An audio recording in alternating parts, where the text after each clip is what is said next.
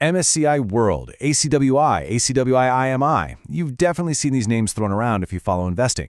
And yeah, they sound pretty similar, but the differences between them, they're actually a huge deal for understanding the global stock market. So what really sets them apart? All right, let's jump in and get this all straightened out.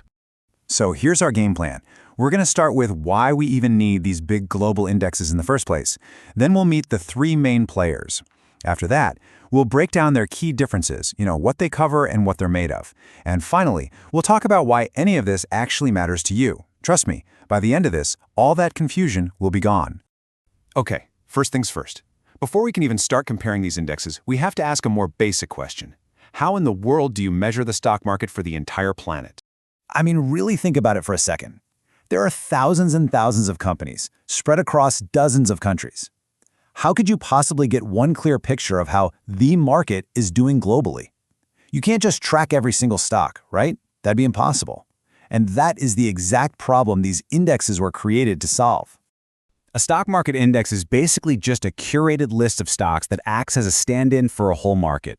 Think of it like a benchmark, or maybe a ruler that lets us measure performance in a consistent way. Like how the S&P 500 does this for big US companies? Well, the MSCI indexes we're talking about today do that for the whole world. So, now that we know why we need them, let's meet the who. We're going to focus on three of the biggest, most important global indexes out there, all from MSCI, which stands for Morgan Stanley Capital International. First up, we have the MSCI World Index. This one's the classic, you could say. It focuses on the big-name companies in the most established economies. So you're looking at about 1,300 large and medium-sized companies from 23 developed countries. Think the US, Japan, the UK, Germany, and so on. It's pretty much the index of the world's economic powerhouses. Next up is the MSCI ACWI. That ACWI stands for All Country World Index, and it does exactly what it says. It takes everything from the MSCI World Index and then adds a really important new ingredient: large and mid-cap companies from 24 emerging markets. We're talking about huge, growing economies like China, India, and Brazil. So right away, the picture gets a whole lot bigger. And finally, we have the big one, the MSCI ACWI IMI. That IMI is key. It stands for Investable Market Index. This is, by far, the most complete of the three. It takes the ACWI, so you've got developed and emerging markets, and then it throws in small-cap companies too. It's designed to be about as close as you can get to a full snapshot of the entire global stock market. So, if you're going to remember one thing, let it be this. The difference between these three indexes really just comes down to two simple ideas: geography, which countries they include, and size, what size companies they track. Let's look at that a bit more closely. When it comes to geography, the dividing line is super clear. The MSCI World, on one hand, is laser-focused on those 23 developed countries. But the moment you look at the ACWI and the ACWI IMI, boom, you add in those 24 emerging markets, which gives you a way, way broader map of the world. And this is where you can really see the difference. Look at how the number of companies just explodes. The MSCI World starts with over 1,300 stocks. The ACWI nearly doubles that to over 2,500 just by adding emerging markets. But then, look at that giant leap to the ACWI IMI. By adding the small-cap stocks, the number of companies shoots up to over 8,000. It just perfectly shows how much more comprehensive it is. Here's another way to think about it. Both the MSCI World and the regular ACWI, they're designed to capture about 85% of the available stocks in their regions. They're focusing on the big and medium-sized fish, They leave out all the smaller ones. But the ACWI IMI is a whole different story. By including all those small-cap companies, it covers around 99% of the entire global stock market. It's basically the closest thing you can get to a complete picture of every investable stock out there, from the biggest tech giants all the way down to much smaller companies.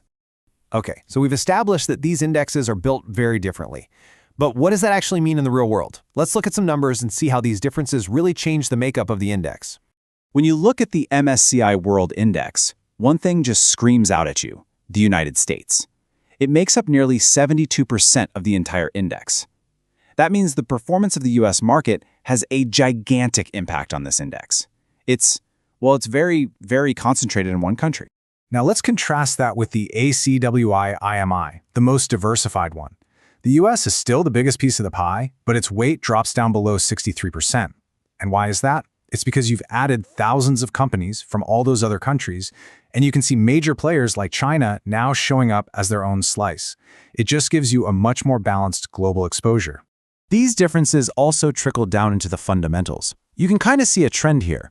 As you add in emerging markets and small-cap stocks, which tend to have higher yields, the overall dividend yield of the index nudges up a little bit. And the valuation metrics, like the PE ratio, they shift around too, just based on that different mix of countries and company sizes. Okay, so we've gone through the features and all the differences, but the big question is, why should you care? Well, it matters because when you invest in a fund that tracks one of these indexes, you're not just buying stocks, you're choosing a very specific map of the world economy. So let's wrap this all up with that map analogy. Think of the MSCI World as a map that only shows the biggest, most powerful economic cities. Then you have the MSCI ACWI, which is the same map, but it adds in all the important, fast-growing towns. Those are the emerging markets. And the MSCI ACWI IMI, that's like a super detailed satellite map showing every city, every town, and even the small side streets. It's the most complete view you can get. And that really leaves us with one final question to chew on. As the global economy keeps changing and emerging markets keep growing, which of these maps is going to be the most useful one to follow in the future? There's no single right answer, of course, but understanding the difference, which you now do, is the most important first step. Hey, if you found this explanation useful, do me a favor and give it a like, and be sure to subscribe for more.